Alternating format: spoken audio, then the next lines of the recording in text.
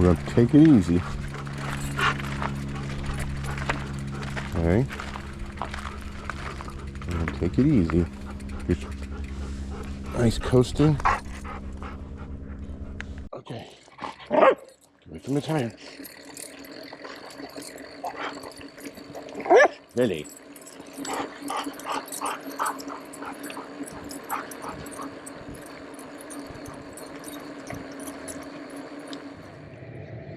I just got all loaded up and leaving Tomoka State Park here and Orland Beach, Florida. We're just getting ready to get it through the line in the dump station. Got one ahead of us. And then we take a short drive. We're heading inland a little bit to Blue Springs State Park in Orange City, Florida. So short travel day, but looking forward to this next stop. Quick little stop here. I think we're still in Daytona Beach, but my son needed to use the restroom. So good thing about having a camper, you just pull over in a parking lot with space. We found a Publix here nearby, and also we're going to make lunch. So you're not limited by the area, you know, or the restaurants nearby. You have food ready, which is nice. Just a convenience thing. Taking Lily out right now.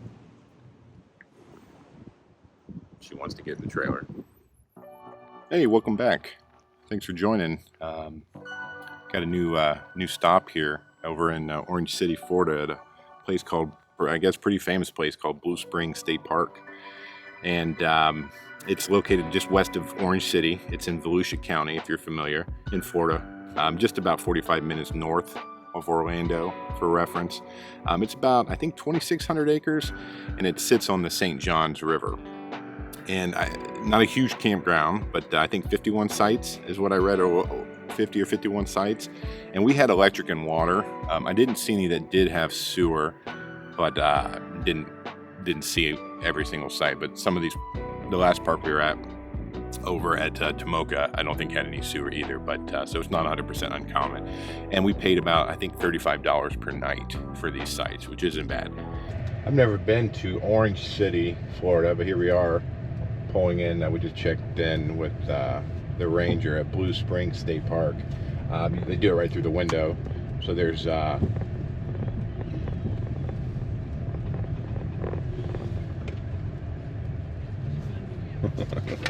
don't think so. That's very dirt. Yeah. Sorry, we're just trying to pull into where we're at. And funny thing is, the guy was nice enough, but not most places, but every once in a while they'll have you show an ID to check in, but he was really studying the ID, so I'm not sure how many people were stealing campsites here, but yeah, we got checked in okay though. You don't have to get out of the truck. A lot of places you have to park and go in, and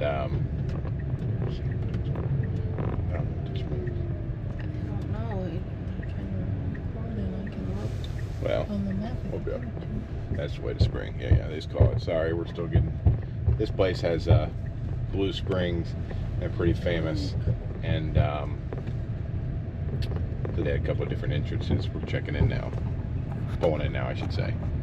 And then they have Blue Springs State Park is famous for the spring. It's home to the largest spring on the St. Johns River. It's they call it a first magnitude spring. It discharges crystal clear water at a constant 72 to 73 degrees year round, Fahrenheit. And its spring pool's nearly circular, I guess. It's about 135 foot long and 100 foot wide, with a depth reaching about 40 feet near the vent of it. I guess they do scuba diving things here, but the spring's further in from the river, but it keeps this whole strip of river really crystal clear until you get out into the main part, and then turns back into brackish water. But with the spring pumping all this fresh water, crystal clear water, it's really, really nice to see. And this place is famous because it's a manatee refuge, I'm sorry. And the park is designated as a manatee refuge, serving as a winter home, I guess mid-November to March, for, I guess, hundreds of West Indian manatees seeking warmth.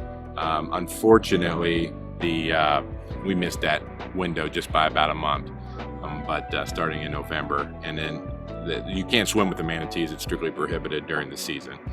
And then I guess there's quite a bit of history here, because there was once a plantation there in the mid-19th century, later becoming a tourist spot and fishing and hunting.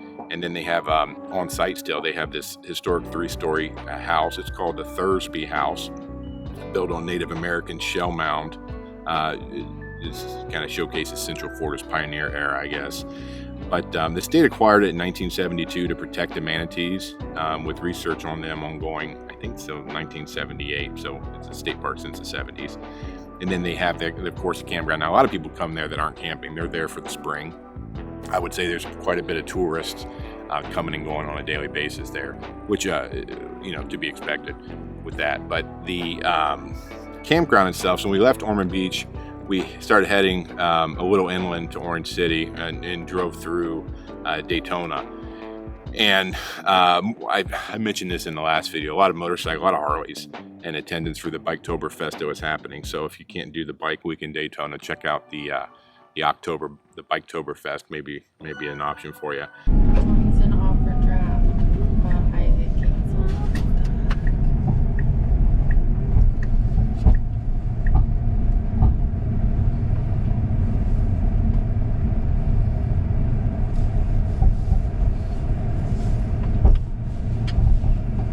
I love my family. I love you. It's funny, if other Ford one didn't say that. You gotta hide it in the back of the truck. You know anything about that? Hello. Hi, how are you guys? Good. How you doing? Good. Camping? We are. But the campground was nice. The main roads were paved, which was great. The sites are a mix. The sites are not paved. They're a mix of what I would call like a gravel and sand. And then we had, at the one site, we had a large like slate rock on part of it. At least the first site, it was pretty uneven. We had to dial it in with the leveling block. We were able to get level, but some sites are easier than others, put it that way. But they were wooded, the sites themselves, but they still had some sky. So we were able to get Starlink out pretty easily, which was nice in the front of the site. But busy campground, people, my wife booked it, but I think we were unable to get a few days here just because, we weren't able to get, we had to move sites because of the busyness. We only had to book one site for one day, and then or 2 days, and then we had to move for a day or vice versa. I can't recall, but just popular spot. We're actually moving sites tomorrow, just next door, based on how the booking went. So we just did like a partial setup. I got the rug out, Lily's bed. We got electric plugged in, of course. Filled the tanks with water, strung the lights, and kind of cool little spot, I guess. Our site's not bad. It's kind of pretty uneven. Actually needed 3 orange blocks just on the one side. I'll show you.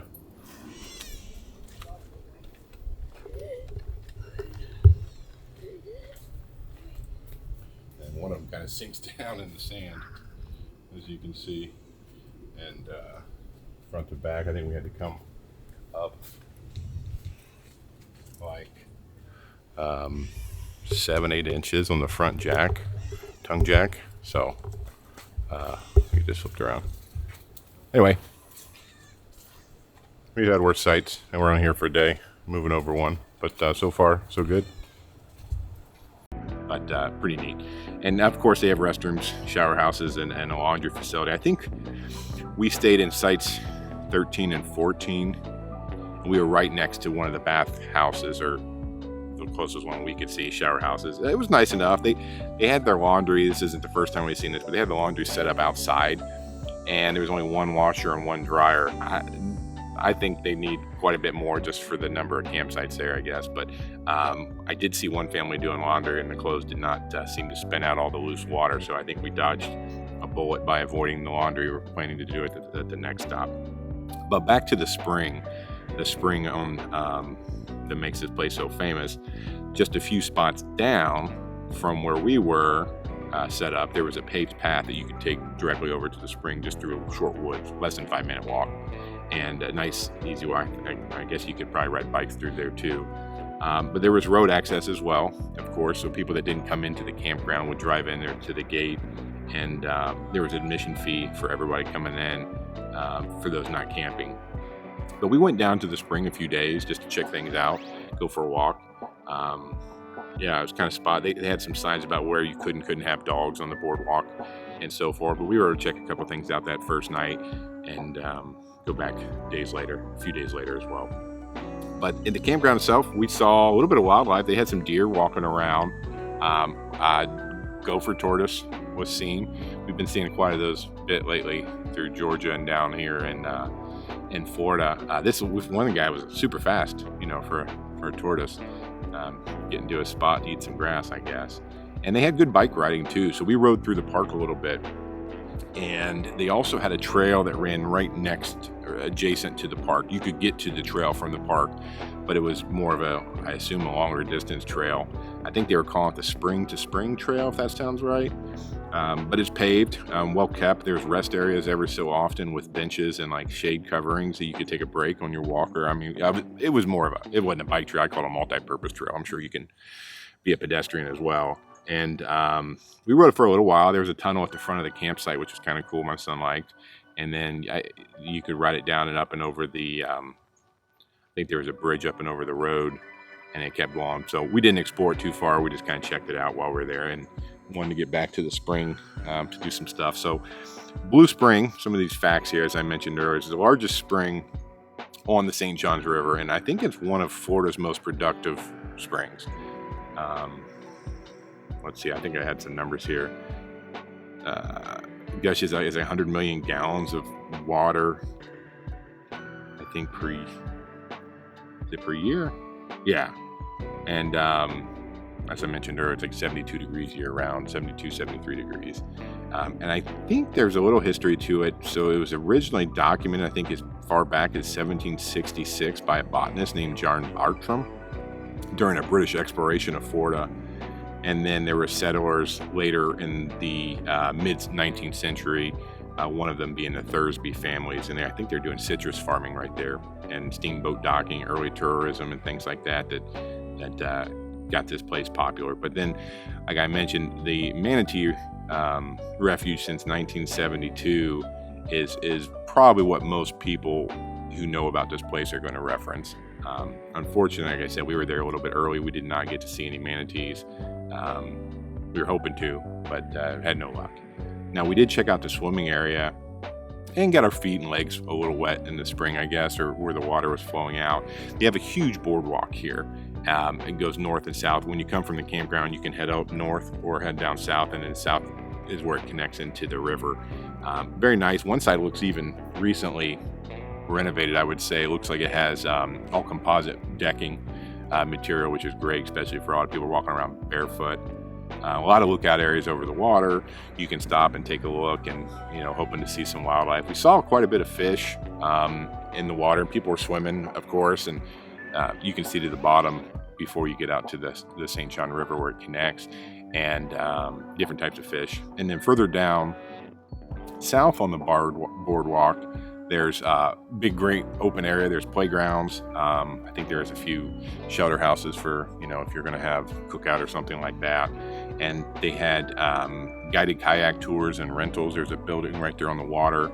And I think some river tour boats docked up. We were there at that part after hours, so nothing was operating. But it quite a different option. You can go out in the water, it looked like, if that's your thing. Now, we did see...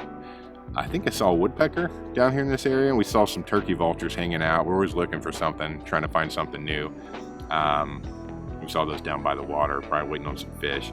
And then on the north side of the boardwalk, when I say north from the campground, where you come in from the campground, this is where their water entrances start, so you can go swim in the spring and in the area. So it looks like there's two main areas to enter the water. Quite a few alligator signs, I would say. Kind of peppered everywhere, warning alligator, beware alligators, and so forth. But the people who enjoyed the swimming and rafting, they didn't seem to be worried about it, about the signs. So I don't know, maybe it's just infrequent enough that they're not worried, or they're not concerned or something like that. And then, of course, we had the bikes out. Lily got to do her sled dog training. There's no dog park, but she loves it, and she's pulling me way through these corners again, but luckily, knock on wood, we both survived a couple of the the training sessions. But she loves it. She loves to run with the bike. And then usually after I can get Lily tired on the bike, we'll put dog mode on in the truck, and she'll go in there and take a nap, and then the family can all take a bike ride. But if she sees us leaving, she has FOMO really, really bad, and she'll squawk, at least temporarily, as we ride away from the truck. But sometimes we can't take her. It's hard for me to, she wants to go fast the whole time, so we separate those out. But yeah, so we spent another final day down by the spring, hoping to see some action and some kind of animals.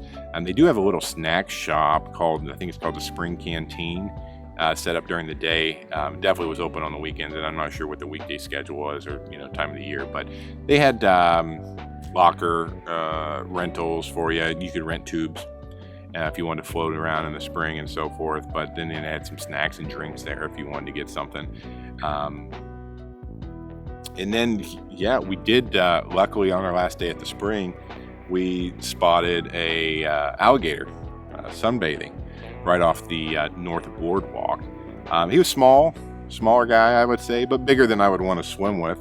I assume he has parents somewhere as well, and it's all, it's all connected there. But, there's people swimming. They don't seem to care. I don't know if they're oblivious to it, or just it's such an infrequent thing, but there's gators there. And some were walking past and didn't notice a gator, but when they saw some of us, I was taking some video of it, they would stop and look. And I think one of the guys like, "Oh wow, an actual gator over here!" Like, he was shocked that there was gators in the water with all the signs that we have. So hopefully, I don't think I haven't heard of any stories of attacks or anything, but there are gators in the Blue Springs, so something to keep in mind. We didn't get in the water, but if we did, I think I'd be constantly scanning for the gators. Or thinking about looking for gators. And then, as I mentioned earlier, the far north side of the water area is the actual spring that is deep, and I've seen some videos online of people scuba diving down into it. It's like 40 foot deep. I didn't see any scuba divers while we were there in person, but there were a few snorkelers, and it's a pretty popular spot, I guess. There's a setup of maybe a private company that has space and rents to come in and get set up to do dives there. But neat little, something cool to see, and neat little spot. But overall, I think really cool state park, especially because of the spring, and that's going to bring in all these people to come check it out. I'd like to come back in the colder months to see if we could see some manatees, so I think that could be cool. But the campground was fine. I don't think there's anything to write home about, but it was fine. It had paved roads, which is better for biking, in my opinion, and pulling in and out and so forth.